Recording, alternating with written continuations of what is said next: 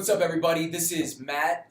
And this is Greg here. And we are with Project Unbroken. And today we wanted to talk a little bit about our backgrounds, who we are, and why we think that our experiences can maybe help people who are struggling with addiction or struggling with substance abuse. We just want to give you a little bit of background, so I'll let Greg start with it. Yeah, so we've had a lot of people ask, what's your story? We've talked about we've been through addiction. We were heroin addicts, started with pills, went to heroin, and people want to know how that starts. So for me, I kind of grew up normal upbringing. I played sports and all that. I was a pretty decent athlete. I lifted weights when I was 12. We used to lift together and all that. Through school, it was the normal stuff. A little bit of marijuana, a little bit of drinking. And then as I got out of school, I experimented with pills for the first time. I remember we were living in Philly. I think we were 18 or 19. And I had my first Oxycontin. I remember the first time I was like, holy shit, this is great.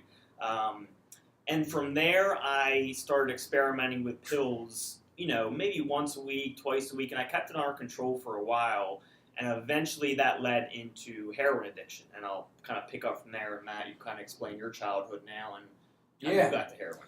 Yeah, similar paths. Greg and I grew up close to each other, kind of met in high school. Awesome experience through high school. We had a lot of fun. We were best friends growing up, and we kind of came into the pill thing at the same time. Came into heroin addiction around the same time, and we kind of managed it for a couple years, I guess, before things start to fall apart. Like addiction will cause your life to be unmanageable at a certain point. So after that, we kind of went our separate ways, and we were lucky enough to both find recovery and a level of happiness that I think we were both looking for the entire time. So let's go back a little bit. We did pills. We got into heroin slowly. We kind of explained how that happened in some videos. And we were on heroin for maybe 2 years or so, would you say? Or 2 or 3 years? Yeah, pushing 3. And it was pretty quickly when we did the first bag of heroin each separately. We actually did it during separate times. It pretty quickly led to every day, if I remember correctly. Yeah, it wasn't long. Pills were manageable for a little while. Yeah, and during our heroin addiction, I can remember often that we would kind of pull each other back in, right? Like, I think the first year was pretty fun. We were like, oh, this is great. Yeah. And then it got to the point where we're like, all right, this isn't so fun anymore. And we wanted out, and we kept trying to get out. Maybe I would try to quit, and Matt would drag me back. Matt would try to quit, I would drag him back. So it's like we're best friends, but it's turning into each other's worst enemies because we keep pulling each other back in. And that's how a lot of addicts do with each other when they're trying to quit together. So it got to a point where Matt, luckily, was the one who was able to separate. And I was bad for a while. For a long time, for a few years, I wasn't happy. And I was kind of like, screw Matt. You know what I mean? But eventually, I really wanted to quit. I really got to that point that Matt got to, a few years before I did.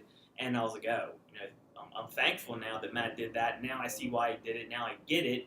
And it was about 5 or 6 years after we went different ways that I think Matt contacted me. He had opened a gym. He's like, hey, man, I hear you're doing pretty good. Are you interested in coming in my gym and starting to work out together again? That's kind of where we started rekindling the friendship. Yeah, it was good timing because I know at that point I was a couple years away from my addiction. I went through the Suboxone route and used that as a maintenance drug for about a year to wean myself completely off. And when Greg and I got back in touch, he was working his way off of methadone. Yeah. And he got there, pretty quickly. I think we have some other videos where he talks a little bit more about that process. But it was just interesting to see, meeting back up 5 years later. It was almost like we were opening up a time capsule. Yeah. And we could go back and we could weigh the different things that we went through, what worked, what didn't work for both of us. And a lot of things were similar, a lot of things were different, and we thought this would be helpful for other people to see that everybody has their own path when they're trying to come out of addiction or dealing with substance abuse or really any struggle for that matter, like something that makes you feel like you're tied down. And I thought, we might have an interesting perspective on it that might be helpful for other people. Yeah, I think it's important that people understand where we're at now. As far as me, I'm happily engaged. I have a son. I have, someone who's going to be my stepson. I have a great family. I'm very happy. I'm in the best shape of my life. Successful in business. You have multiple businesses that are very successful. So really, I'm at the top of the top as far as my life goes. And it wasn't just 7, 8 years ago that I was at the bottom. So, Matt, where are you at today? In a very similar place. I'm getting married in April, and I have a 3-year-old daughter, and I own my own business as well. It's neat because it's one of those things. Addiction's something you go through that you deal with so much adversity and struggle and pain, and just when you come out on the other side, I think you just have a much more a better relationship with what happiness actually is, and how you can attain it and what you need to do to attain it, because I think that's what we were looking for with our substance abuse. Yeah. Like you're trying, and I think that's what a lot of people are looking for. You're trying to find happiness, and you're filling a void, I guess, or at least that's what I was doing.